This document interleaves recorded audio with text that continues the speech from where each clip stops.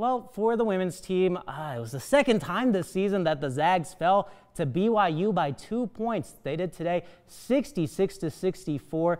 You know, the last time these two teams played, BYU shot 70% in the fourth quarter to just edge the Zags. And tonight, the Cougars seem to have carried that energy over because it surely seemed like they just could not miss early on.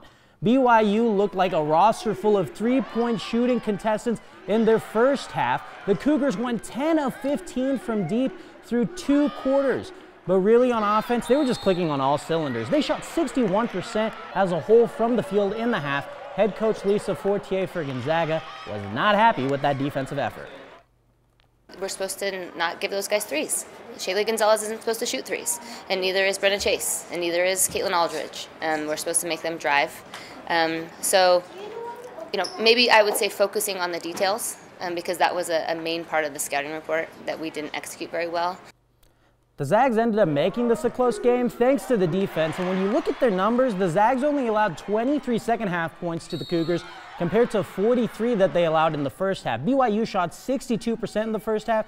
The Zags held them to 36% in the final 2 quarters. Gonzaga only allowed 2 threes in the second half too, which was a big difference from the first half bombardment from the Cougars. The only downside for that was that the Zags didn't win. It wasn't enough. Gonzaga now only a half-game lead against BYU. BYU holds that tiebreak by sweeping the Zags. That could come up big in the West Coast Conference tournament seeding later on in the year.